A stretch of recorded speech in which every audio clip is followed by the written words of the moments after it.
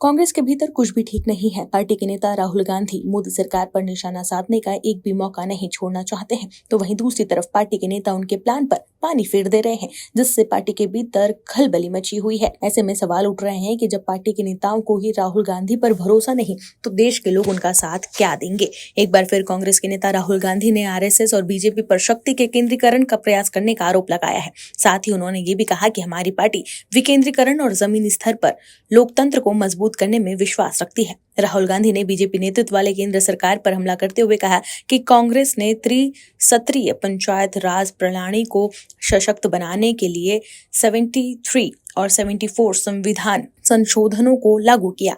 उन्होंने आरोप लगाया कि राजग सरकार मनरेगा पर हमला कर रही है। राहुल गांधी ने कहा कि मनरेगा गरीबों के लिए न्यूनतम वेतन सुनिश्चित करने के लिए संप्रंग सरकार द्वारा बनाई गई योजना है और ये लाखों लोगों के जीवन को बदलने में सफल रही।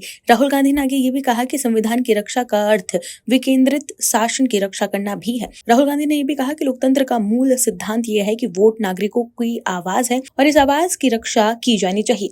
राहुल गांधी ने कहा कि बीजेपी और आरएसएस केंद्रीकरण के पक्षधर है, जबकि कांग्रेस विकेंद्रीकरण के लिए हमेशा खड़ी है। उन्होंने कहा कि वो चाहते हैं कि भारत चुप रहे, वो नहीं चाहते कि भारत अपनी बात कहे और वो इस देश की संपत्ति को कुछ व्यापक घरानों को सौंपना चाहते हैं। दर्शकों, एक तरफ तो राहुल गांधी आरएसएस से चिढ़ते हैं, आरएसएस पर वो हमेशा निशाना साधते हैं, लेकिन दूसरी तरफ कांग्रेस के नेता आरएसएस के साथ गलबहियां कर रहे हैं। क्या है खबर, बताते हैं आपको इस रिपोर्ट में। दर्शकों, मध्य प्रदेश की राजनीति में एक बार फिर से नया नजारा दिखा है, जहां कांग्रेस के एक विधायक आरएसएस के कार्यक्रम में शामिल हुए हैं, जिसके बाद अब कांग्रेस पार्टी के नेता ही उन पर सवाल उठा रहे हैं। वहीं कांग्रेस विधायक आरएसएस के कार्यक्रम में शामिल होना एमपी की सियासत में भी चर्चा का विषय बना हुआ है। खास बात यह भी है कि कांग्रेस विधायक के परिजन बीजेपी से जुड़े हुए हैं और मध्य प्रदेश सरकार में सीनियर मंत्री विजय शाह रिश्ते में उनके चाचा लगते हैं, जिससे मामला दिलचस्प हो गया। दरअसल हरदा जिले की टिमरनी विधानसभा सीट से कांग्रेस विधायक अभिजीत शाह रहटगांव तहसील मुख्यालय पर आयोजित आरएसएस के कार्यक्रम में शामिल हुए। ऐसे में विधायक के इस तरह के आरएसएस के कार्यक्रम में शामिल होने पर अब कांग्रेस पार्टी की तरफ से आपत्ति जताई जा रही है। कांग्रेस जिला प्रवक्ता आदित्य गार्गव ने कांग्रेस विधायक के इस कदम पर सवाल उठाए हैं। उन्हें इस मामले को गंभीर मानते हुए पार्टी हाईकमान को शिकायत भेजी है। वहीं ये मामला हरदा जिले की राजनीति में भी चर्चा का विषय बना हुआ है। कांग्रेस प्रवक्ता का कहना है कि कांग्रेस पार्टी की विचारधारा हमेशा से ही आरएसएस के खिलाफ रही है और ऐसे में पार्टी के विधायक का संघ के कार्यक्रम में शामिल होना पार्टी नीति और अनुशासन के विपरीत है।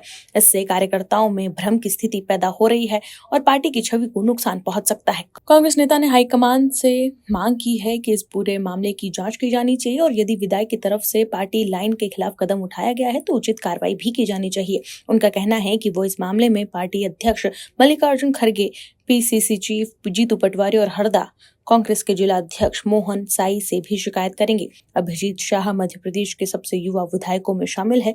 वो साल 2023 के विधानसभा चुनाव में हरदा जिले की टिमरनी विधानसभा सीट से विधायक चुने गए थे। खास बात यह है कि अभिजीत शाह मगडाई राजघराने से आते हैं, जिनके परिजन बीजेपी में शामिल हैं। मध्य प्रदेश और सरकार में मंत्री विजय शाह रिश्ते में उनके चाचा लगते हैं।